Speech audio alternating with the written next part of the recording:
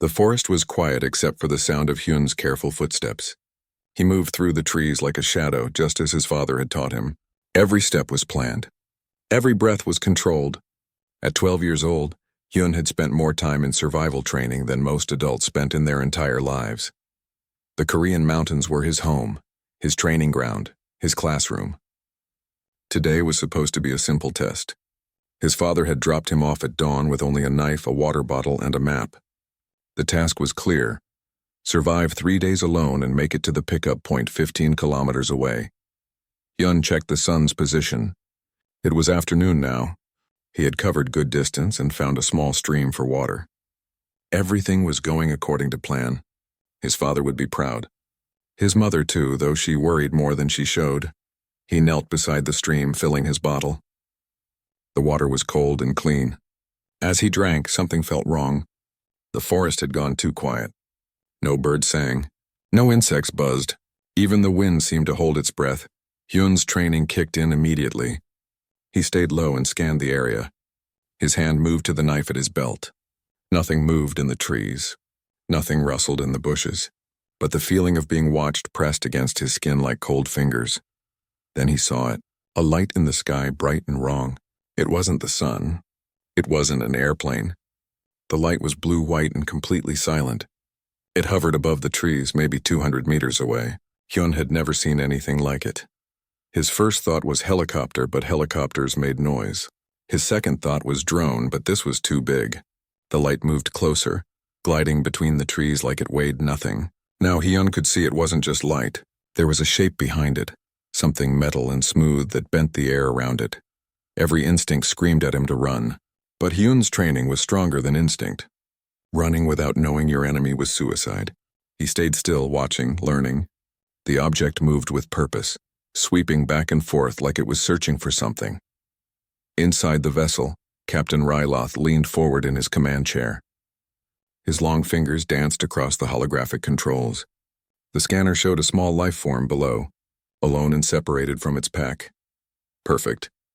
Analysis, Ryloth said, his voice a deep rumble that sounded like rocks grinding together. His second officer, a thin creature named Voss, checked the data. Juvenile specimen. Species classification human. Age approximately 12 cycles. Prime condition for the menagerie trade. Ryloth smiled, showing rows of sharp teeth. The Velkari had been hunting across this sector for 3 months. Their cargo hold was already half full of specimens from a dozen worlds. This primitive planet called Earth had proven particularly easy. The dominant species had no space travel, no shields, no weapons that could touch a Velkari ship. They were prey animals, nothing more. Any others nearby? Ryloth asked. Negative, Captain. The juvenile is isolated. No pack members within 10 kilometers. Excellent. Begin extraction. Down below, Hyun saw the light grow brighter. A beam shot down from the vessel, wide as a tree trunk.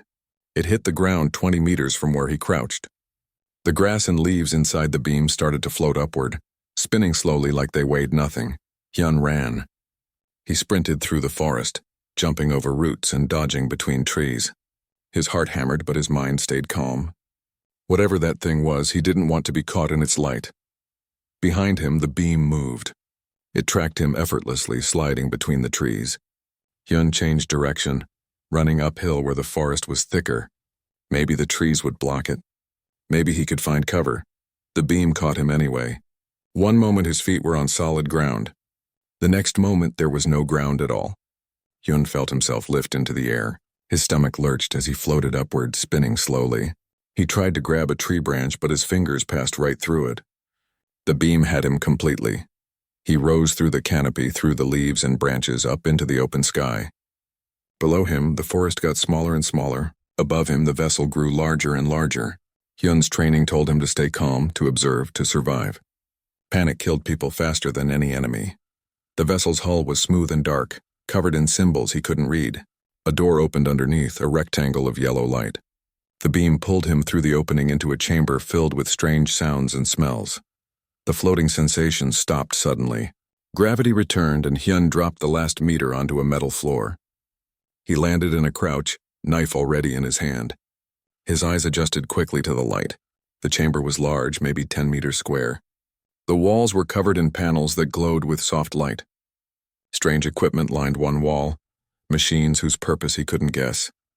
And there were creatures. 3 of them stood near the controls. They were tall, taller than any human, with gray-green skin and long limbs. They wore uniforms of dark material that shifted colors as they moved. Their eyes were large and yellow with vertical pupils like a cat's. One of them spoke. The sounds meant nothing to Hyun, harsh and clicking like stones falling down a hill, but the tone was clear enough. Amusement. These creatures thought this was funny. Another beam activated inside the chamber. This one was red and thin. It swept over Hyun from head to toe, and he felt a tingling sensation across his skin. One of the creatures checked a device that floated in front of it, then made more of those clicking sounds. The others laughed, a sound like breaking glass. 2 of the creatures approached Hyun. He tightened his grip on the knife. They were bigger than him, stronger probably, but his father had taught him that size didn't matter if you knew where to strike. The throat, the eyes, the joints. But before he could move, something hit him. Not physically. It was like a wave of pressure that crashed against his body and froze every muscle. He couldn't move. Couldn't even blink. Only his eyes still worked, and they burned with rage as the creatures grabbed his arms. The knife fell from his paralyzed fingers and clattered on the metal floor. One creature picked it up, examining it with what looked like amusement, then tossed it aside like trash. They dragged Hyun through a door into a corridor. The walls here were lined with more of those glowing panels. Strange symbols scrolled past, and mechanical sounds echoed from somewhere deeper in the vessel. They passed several doors before stopping at one. It opened with a soft hiss, revealing a small room. The creatures threw Hyun inside. He hit the floor hard, the paralysis finally releasing him. By the time he rolled to his feet, the door had already closed. The cell was 3 meters square with a single bench along one wall. A dim light glowed from the ceiling. In one corner was what might have been a toilet, though it looked nothing like any toilet Hyun had seen before. The walls were smooth and cold, some kind of metal or plastic he couldn't identify. Hyun walked to the door and pressed his hand against it. Solid. No handle on this side, no controls, no weak points he could see. He examined every centimeter of the cell, looking for anything useful. Nothing. The room was designed to hold prisoners, and it did its job well. Finally, Hyun sat on the bench and forced himself to breathe slowly. Panic wouldn't help. Fear wouldn't help. His father's voice echoed in his memory. In any situation, first survive, then observe, then adapt, then overcome. Hyun was alive. That was step 1. Now he needed to watch and learn. These creatures had made a mistake. They had taken him, yes. They had put him in a cage, yes. But they had also shown him their ship, their technology, their faces, and most importantly, they had underestimated him. He could see it in how carelessly they had handled him, how they had laughed. They thought he was weak. They thought he was helpless. Hyun touched the spot on his belt where his knife had been. He would find another weapon. He would find a way out. And these creatures would learn what happened when you kidnapped a human child who had been raised by warriors. He closed his eyes and began to memorize everything he had seen. The layout of the corridor, the number of creatures, the way their equipment worked.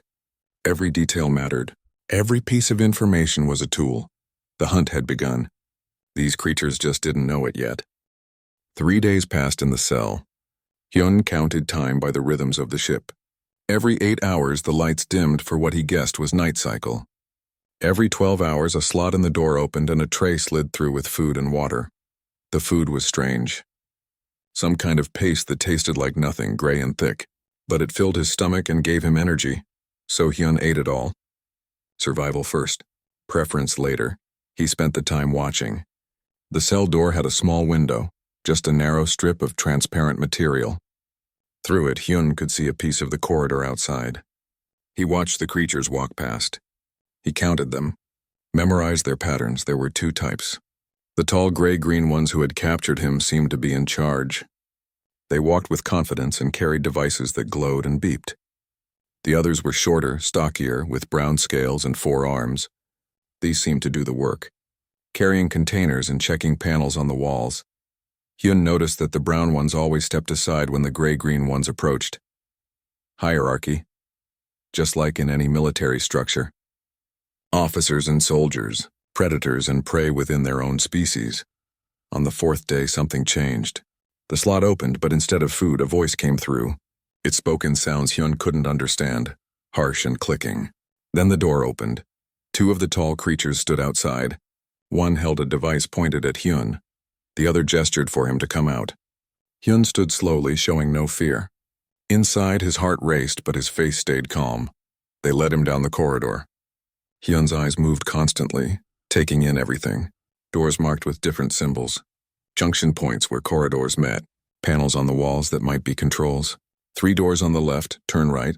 5 doors on the right, straight ahead. They entered a larger chamber. This one was full of cells like his, arranged in rows. And in those cells were creatures. Dozens of them. Things Hyun had never imagined in his worst nightmares or wildest dreams.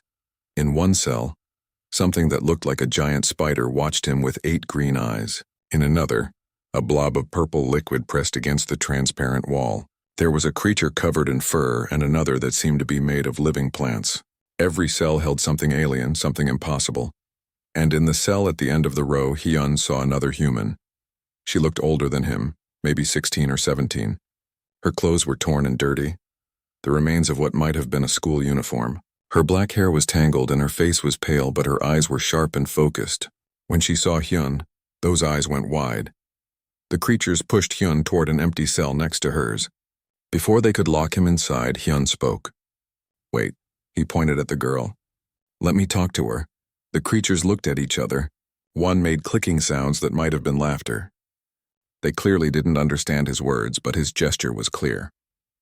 The one with the device tapped some controls, and suddenly Hyun could hear the girl's voice through a speaker. "You're human," she said in Korean. Her voice shook but held together. "I thought I was the only one. How long have you been here?" Hyun asked quickly before the creatures lost patience. 6 days. They took me from Busan, from the beach. I was walking home from school and then—" She gestured helplessly at the cell around her. One of the creatures grabbed Hyun's shoulder and pushed him toward his cell. Hyun didn't resist. Fighting now would be stupid. He let them lock him inside, but he moved immediately to the wall closest to the girl's cell. "Can you hear me?" he called. "Yes." Her voice came back, muffled through the wall. "The walls are thin here. I've heard some of the other creatures talking. Well, making sounds anyway. I'm Hyun, what's your name?" "Mirai." There was a pause. "Are you really just a kid? You look so calm." 12, Hyun confirmed. "My family trains soldiers. They've been training me since I could walk. Can you get us out of here?" Hope crept into Mirai's voice. "Yes," Hyun said without hesitation. "But I need information first. Tell me everything you've seen." For the next hour, they talked through the wall. Mirai had been watching the creatures carefully, using her fear as motivation to stay alert. She was smart, Hyun realized. Very smart. She had figured out patterns that had taken him days to notice. "The tall gray ones are called Valkyrie," Mirai explained. "At least that's what I think. The brown ones say that word a lot when the tall ones are around. The Valkyrie are in charge. The brown ones are called Dren, I think. They do all the actual work." "How many crew members?" "I've counted at least 20 Valkyrie and maybe 40 Dren, but there could be more in other parts of the ship." Hyun did the math. 60 enemies at minimum. Bad odds, but not impossible. "What about weapons?" "The Valkyrie carry these devices that can paralyze you. I've seen them use it on some of the other prisoners. The Dren don't carry weapons usually. They use tools instead, like engineers." "What about the layout?" "Where are we in the ship?" "I think we're in the middle section. I can feel the engine vibrations more strongly on one side, so that must be the rear. The Valkyrie come from the opposite direction, so that's probably where their quarters in the bridge are." Hyun was impressed. Mirai had gathered more intel than he expected. "You're good at this." "I like puzzles," Mirai said quietly. "My teachers always said I notice things other people miss. I never thought it would be useful for escaping aliens." Over the next few days, Hyun and Mirai continued sharing information. They talked about their lives before. Mirai had been a straight-A student, planning to study engineering at university. She loved mathematics and could do complex calculations in her head. Hyun told her about his training, his family, the life of discipline and preparation. They also watched the other prisoners. Most seemed broken, sitting quietly in their cells with dead eyes, but a few were different. The spider creature was always moving, always testing its walls. The purple liquid thing seemed to be trying to communicate, changing shapes and colors in patterns.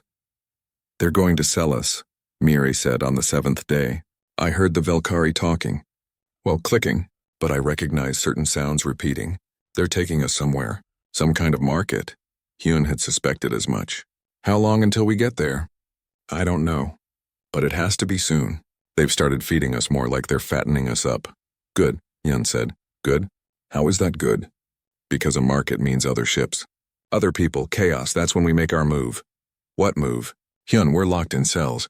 We don't have weapons. We don't even know how to work their technology." "We have the most important weapon," Hyun said calmly. "They think we're helpless." That afternoon, feeding time came. The slot in Hyun's door opened and the tray slid through. But this time, Hyun was ready. He had spent days loosening a small piece of metal from the bench in his cell. It was thin and sharp, barely bigger than a toothpick. The Velkari's scanners hadn't detected it because it was part of the ship itself. Hyun ate his food as always. But he kept the metal sliver hidden in his hand. It wasn't much. Against the Velkari's technology, it was almost nothing. But it was a start. That night, Hyun whispered through the wall to Mirai, "I need you to do something for me." "What?" "Tomorrow, when they bring food, I want you to cause a problem. Scream, throw your food. Make them come check on you." "Why?" "Because while they're looking at you, they won't be looking at me." Mirai was quiet for a long moment. Then she said, "Okay, I trust you." "Don't trust me," Hyun said. "Trust yourself. You're smart and you're strong. That's why you've survived this long." The next day, Mirai played her part perfectly. When the food came, she started screaming and banging on her cell door. She threw her tray at the window, making a huge mess. The paste splattered across the transparent material. 2 Dren came to investigate. They clicked at each other in annoyance, then opened her cell door to clean up the mess. While they were distracted, Hyun worked at the control panel next to his door. The sliver of metal was just thin enough to slide into the crack between the panel and the wall. He couldn't open his door yet. He didn't understand the technology well enough, but he could learn.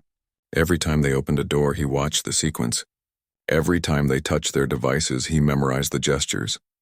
The Dren finished cleaning Mirai's cell and left, muttering to themselves.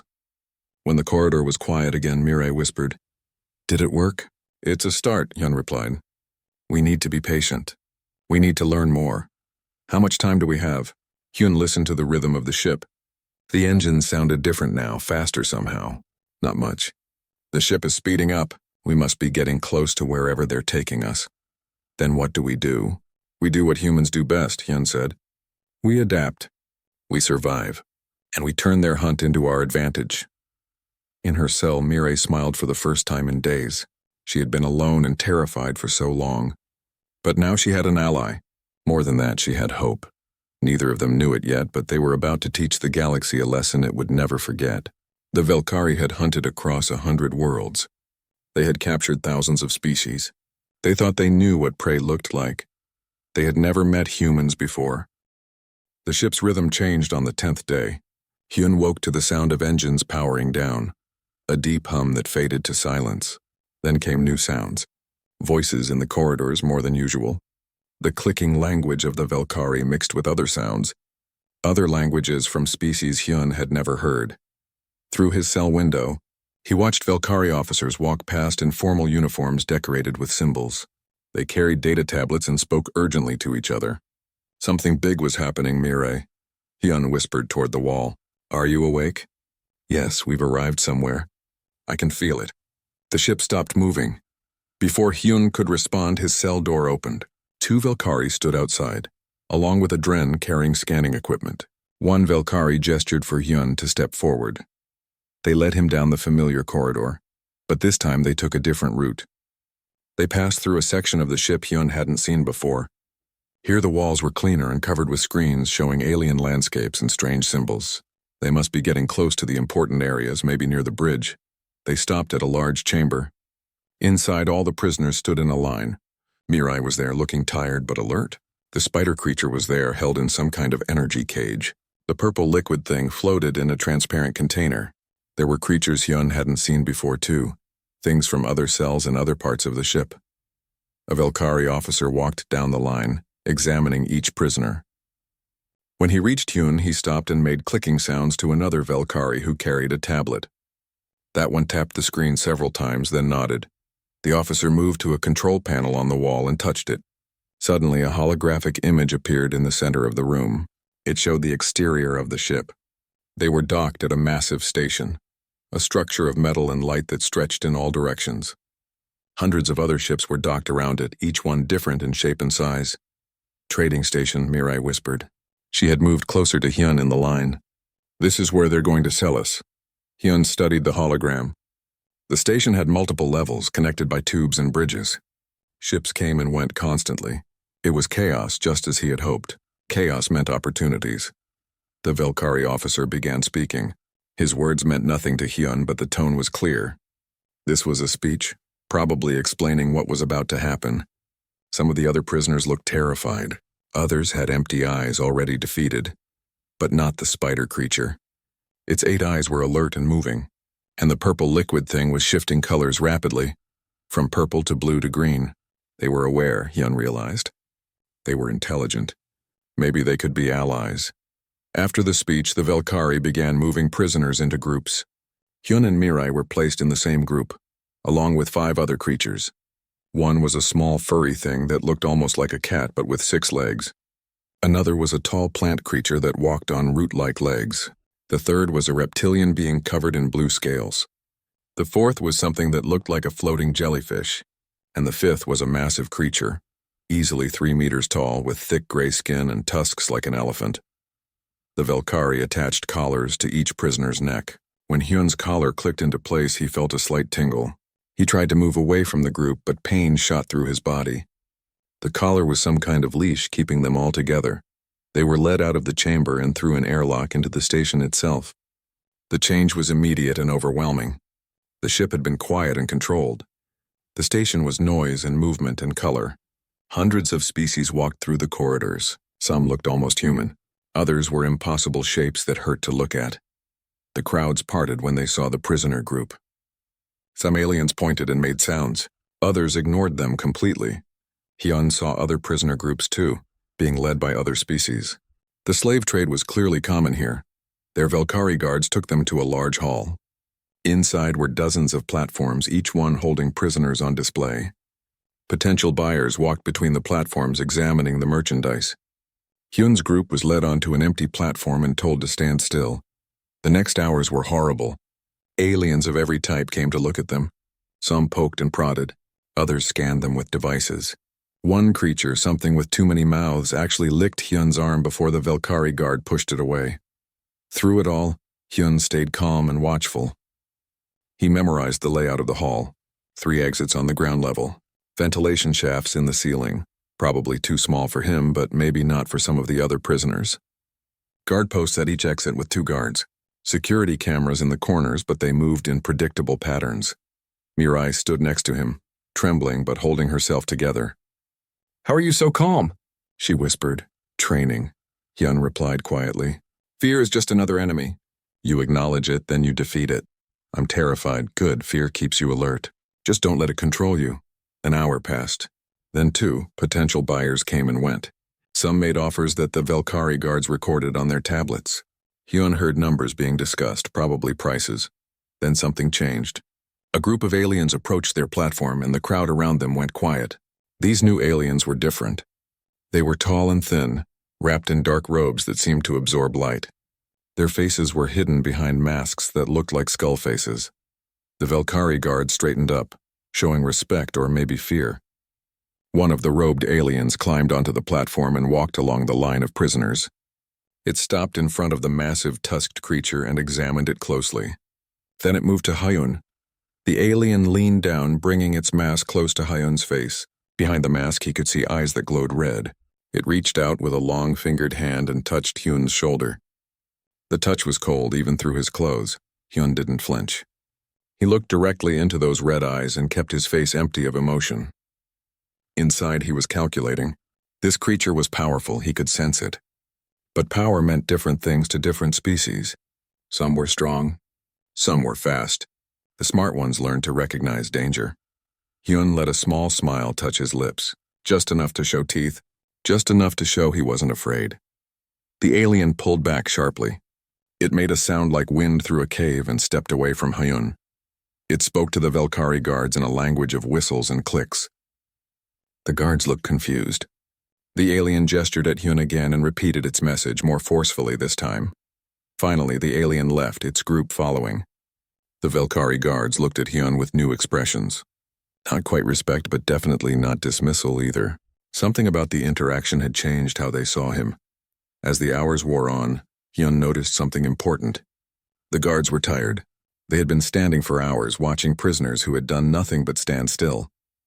Boredom and exhaustion were setting in. They were getting careless, checking their tablets more often, talking to each other instead of watching.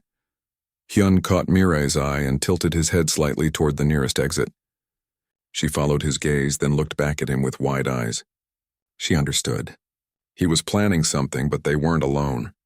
The big tusked creature had been watching Hyun too. It made a low rumbling sound that might have been communication. Hyun looked at it and saw intelligence in its small eyes. It wanted out too. The spider creature clicked its mandibles together in a rhythm. The plant creature rustled its leaves. Even the floating jellyfish pulsed with light and patterns. They were all aware. They were all waiting. Hyun realized they didn't need words to communicate. Desperation was a universal language. So was hope. Evening came, or what passed for evening on the station. The crowds in the hall grew smaller. Many platforms had already been sold and emptied. The Velkari guards talked about ending for the day and returning to the ship. That's when Hyun made his move. It was small and simple. He stumbled, pretending to be weak from standing so long. He fell to one knee and grabbed his collar like it was hurting him. He made sure to fall toward the edge of the platform. The nearest Velkari guard clicked in annoyance and came over to check on him. The guard pulled out a scanner to check if something was wrong with the collar. For just a moment, the guard's attention was completely on the device in his hand.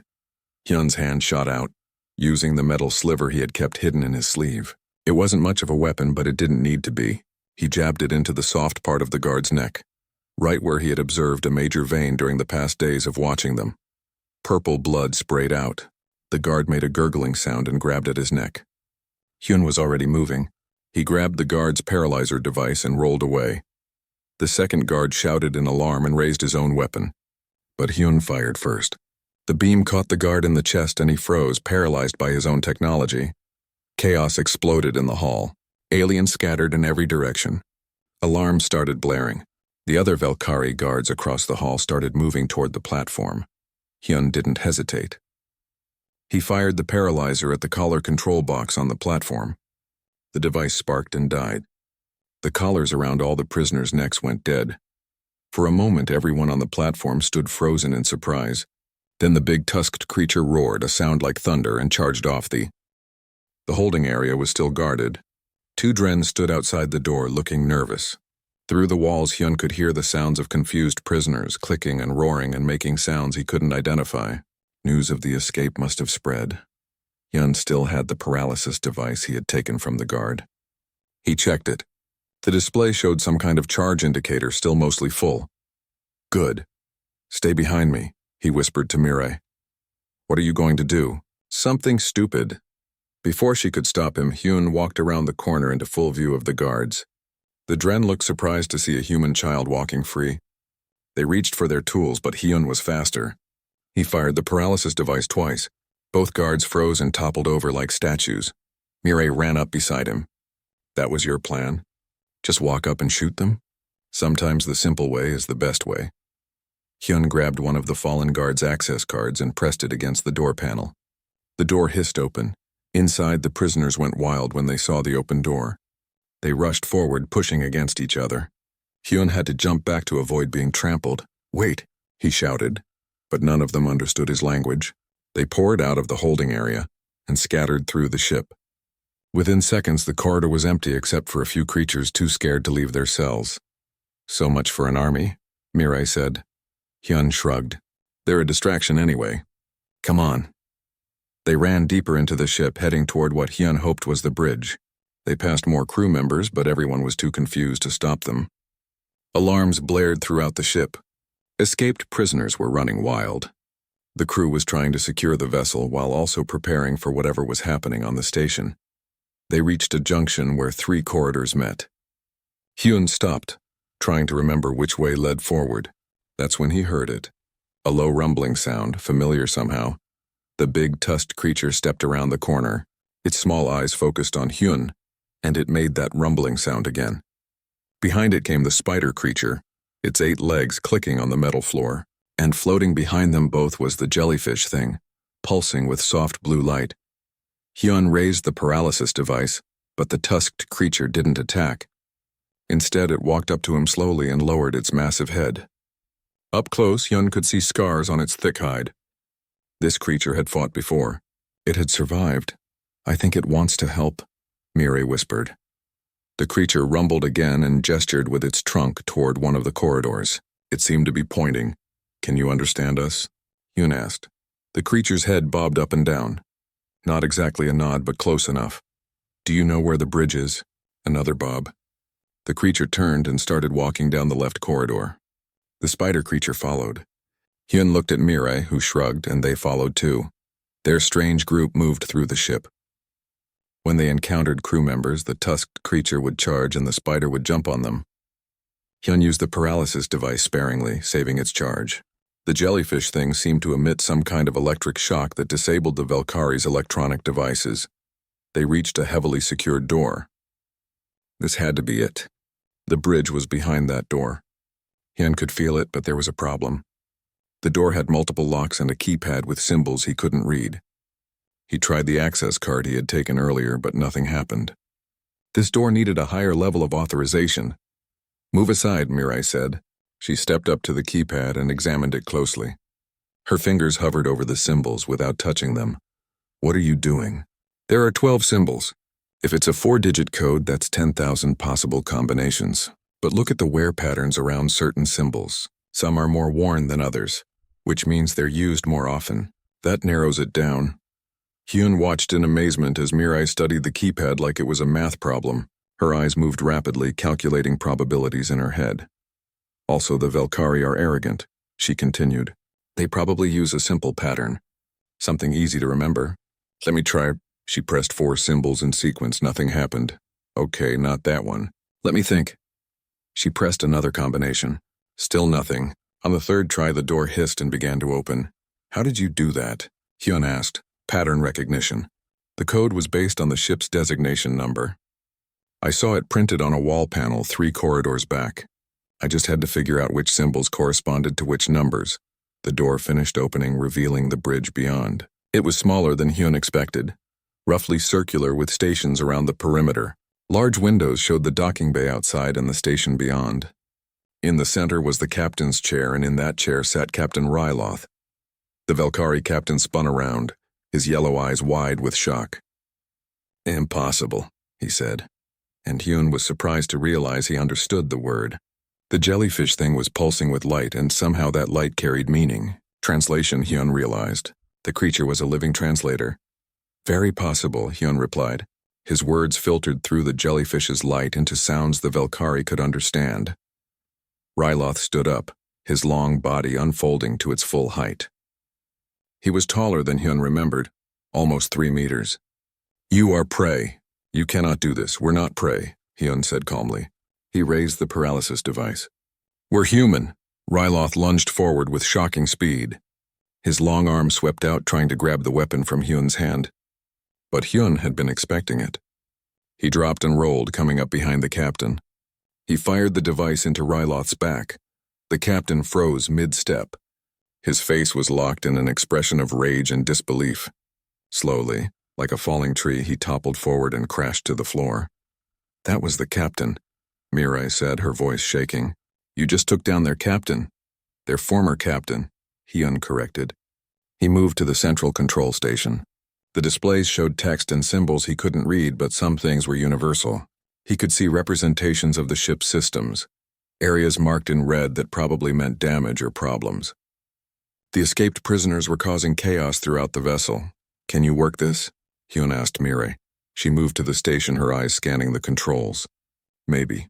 I need time to figure out what everything does." That's when the door burst open again. 4 Valkyrie warriors entered, weapons raised. These weren't guards or crew members. These were soldiers wearing armor and carrying weapons that looked far more deadly than the paralysis devices. The tusked creature roared and charged. It took 3 energy blasts to its chest before it went down. The spider creature leaped at one soldier, wrapping its legs around his head. Another blast burned through 2 of its legs and it fell. Hyun dove behind a console as energy bolts burned the air where he had been standing. The paralysis device was useless against armor. He needed another weapon, another plan. That's when he noticed something. The bridge had windows, large windows looking out at space and the station, and those windows had to be the ship's weakest point. "Mirai," he shouted. "Can you activate the bridge's emergency protocols?" "What? Why?" "Just do it." She frantically worked the controls, her fingers dancing over symbols she barely understood. "I think, yes. There's an emergency seal system. If I activate it, I'd do it now." Mirai pressed a series of symbols. Instantly, metal shutters began descending over the windows. But more importantly, the door they had come through started to close. The Valkyrie soldiers realized what was happening and ran for the exit. 2 of them made it through. 2 didn't. The door sealed with a heavy thud. The bridge was now locked down, cut off from the rest of the ship. Inside were Hyun, Mirai, the unconscious captain, the fallen tusked creature, the injured spider, the floating jellyfish, and 2 very angry Valkyrie soldiers. The soldiers turned back toward Hyun and Mirai. They raised their weapons. Hyun had no cover, no weapon that could penetrate their armor. This was it. Then the jellyfish thing pulsed with bright light, so bright it filled the entire bridge. The Valkyrie soldiers screamed and grabbed at their eyes. Their weapons clattered to the floor. Hyun didn't waste the opportunity. He grabbed one of the fallen weapons and studied it quickly. Trigger here, safety there, aiming sight on top. He pointed it at the first soldier and pulled the trigger. The recoil nearly knocked him over, but the bolt of energy hit its target. The soldier's armor absorbed most of the blast, but the impact sent him sprawling. Hyun fired again and again, each shot pushing him back. The soldier tried to stand, but the accumulated damage was too much. He collapsed. The second soldier had recovered from the flash and was reaching for his weapon. But the spider creature, despite its injuries, used its remaining legs to pull itself across the floor. It grabbed the soldier's leg with its mandibles and held on. The soldier kicked and struggled, but the spider wouldn't let go. Hyun fired the energy weapon at the soldier's helmet. The first shot cracked it. The second shot shattered it. The third shot ended the fight. Silence fell over the bridge. Hyun stood there, breathing hard, the weapon still raised. His arms shook from the recoil. His ears rang from the noise. But they were alive. They had won. "Check on our friends," Hyun said to Mirai. She ran to the tusked creature. It was breathing, but unconscious. The energy blast had burned through its thick hide, leaving terrible wounds. The spider creature was worse. It had lost half its legs and green blood. The ship moved through space, engines humming steadily. Through the bridge windows, the trading station grew smaller behind them. Hyun watched it disappear and allowed himself a small smile. They had made it off the station. That was something. "How long until the crew breaks through the door?" Mirai asked from the control station. Hyun examined the door. The metal was thick and the locks were strong, but he could already see scorch marks appearing. "An hour, maybe less. Then we have an hour to figure out how to either fly this ship properly or deal with them when they get through." The jellyfish creature floated between them, pulsing with patterns of light. Through some kind of psychic translation, Hyun understood its meaning. The creature's name was something like Lux, and it was offering to help however it could. "Can you understand their language?" Hyun asked, pointing at the Valkyrie text on the displays. Lux pulsed affirmatively. It floated to the control station and touched a screen with one of its tendrils. Images began appearing, showing different parts of the ship. Lux was accessing the ship's computer system. "That's incredible," Mirai breathed. "It's interfacing directly with their technology." Through Lux's connection, they began to understand the ship's layout. The bridge was at the front. Behind it were crew quarters and common areas. Below that were the holding cells they had escaped from. The engineering section was at the rear, surrounding the main engines. And scattered throughout were life support systems, weapons, shields, and countless other systems they barely understood. Most importantly, they could see where the crew was.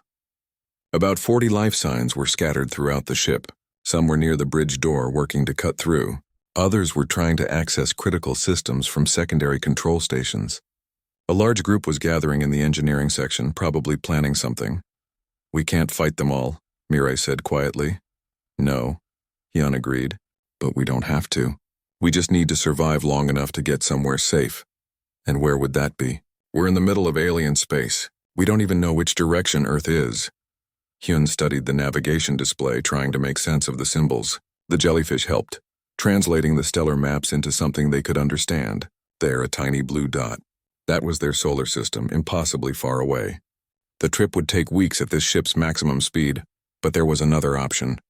The map showed several other locations marked with symbols that Lux translated as territorial boundaries. The galaxy wasn't empty. There were governments, alliances, neutral zones. If they could reach one of those areas, maybe they could find help. There, Hyun pointed at a section of space marked with a different color. Lux says that's the Merchant Coalition. They're neutral traders who don't like the Velkari. How far? 3 days at current speed. The spider creature made a clicking sound from where it lay. It had been watching them, following their conversation through Lux's translation. Now it struggled to stand on its remaining legs. The jellyfish had healed the worst of its wounds, but it was still badly hurt. Through Lux, the spider communicated its name. Something that translated roughly to web. It said it was a navigator from its own species captured 6 months ago. It could help them plot a course. Together, this strange group of escaped prisoners began working. Webb used its understanding of navigation to plot the safest route. Lux interfaced with the ship's computers, learning how to operate various systems. Mirai worked on understanding the engine controls. And Hyun prepared for the inevitable fight when the crew broke through. The tusked creature, who Lux said was called Grip, finally woke up. It groaned and struggled to its feet, testing its wounds. The energy blasts had left terrible burns, but Grip's species was tough. It would survive. Through Lux's translation, they all shared their stories. Grip was a hauler from a mining world, captured while loading cargo. Webb was a ship navigator taken during a pirate raid. Lux was a peaceful explorer, studying new worlds when the Velkari found it. Each one had been stolen from their life, locked in a cell, treated as merchandise, and now they were fighting back. We need to deal with the crew, Hyun said. Even if we escape, we can't have them sabotaging the ship from inside. What do you suggest? Mirai asked. Hyun studied the life sign display. Most of the crew was concentrated in 2 areas, outside the bridge door and in engineering. Can we seal the sections? Trap them where they are? Lux pulsed and accessed the ship's systems. Yes, it was possible. Each section of the ship had emergency bulkheads that could be sealed. But doing so would also trap Hyun's group on the bridge, cut off from the rest of the ship. Do it anyway, Hyun decided. Better to have them contained than running loose. Lux sent the command. Throughout the ship, heavy doors slammed shut. The crew outside the bridge door stopped their cutting immediately. They were trapped in the corridor, cut off from their quarters and supplies. On the life sign display, Hyun watched the crew panic. They tried to override the doors, but Lux had locked them out of the system. Some groups started cutting through the bulkheads, but that would take time, days probably. That bought us time, Mirai said. But we still have other problems. Life support, for example. Can this ship sustain us for 3 days? Lux checked the systems. The ship was designed to hold the Velkari crew plus dozens of prisoners. 5 escaped prisoners wouldn't strain the life support at all. Oxygen, water, and temperature were all stable. What about food? Grip rumbled. That was trickier. The ship had food storage, but it was in a section they couldn't access without opening the bulkheads. They would have to ration what little they had on the bridge. We've survived worse, Hyun said. 3 days without much food won't kill us. The hours passed. Hyun took turns with Grip standing watch at the door. Weapons ready. Mirai and Webb worked on understanding the ship's navigation systems. Lux monitored all the ship's systems, learning and adapting. On the 2nd day, Captain Ryloth woke up. He was still paralyzed on the floor where he had fallen. His yellow eyes tracked Hyun as the boy walked past. Hyun stopped and looked down at the captain. Through Lux's translation, they could understand each other now. You cannot escape, Ryloth said, his voice weak but still arrogant. The Velkari Empire spans 1,000 worlds. We will find you. We will recapture you, and you will suffer for this insult. Maybe, Hyun replied calmly, or maybe your empire will learn to leave humans alone. You are prey. That is the natural order. Hyun knelt down, bringing his face close to the captain's. We were never prey. You just didn't look close enough. On my planet, we have a saying, don't judge a creature by its size, judge it by its teeth. You have no teeth. You are weak. I took your ship with a sliver of metal and a stolen weapon. Your entire crew couldn't stop me. How weak does that make you? Ryloth's eyes burned with rage, but he couldn't move to act on it. He could only lie there, helpless, while his prisoners controlled his bridge. On the third day, they reached the edge of Velkhari space. The navigation display showed they were entering the buffer zone between the Velkhari Empire and the Merchant Coalition. This area was technically neutral, patrolled by both sides. We need to decide, Mirai said. Do we try to contact the Merchant Coalition? Ask for asylum? Can we trust them? Hyun asked. Webb clicked thoughtfully. Through Lux, it explained that the Merchant Coalition was made up of hundreds of species united by trade agreements. They didn't like the Velkhari because the Velkhari disrupted commerce with their hunting, but they also didn't necessarily care about rescued prisoners, so they might help us. Or they might sell us back to the Velkhari, Mirai summarized. Or they might just destroy this ship as a Velkhari vessel in their territory, Webb added. Hyun thought about it. Every option was a risk. But staying in Velkhari space was certain death. We contact them, but carefully. We tell them we're escaped prisoners who've taken over a Velkhari ship. We ask for safe passage and help getting home. And if they refuse, then we keep running. Lux sent out a communication signal on the standard emergency frequencies. Within minutes, they got a response. A ship was approaching, identified as a Merchant Coalition patrol vessel. They were requesting information about the Velkhari ship's status. Mirai helped compose a message, with Lux translating.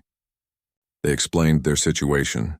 Escaped prisoners, hostile crew contained in sealed sections, requesting asylum and assistance.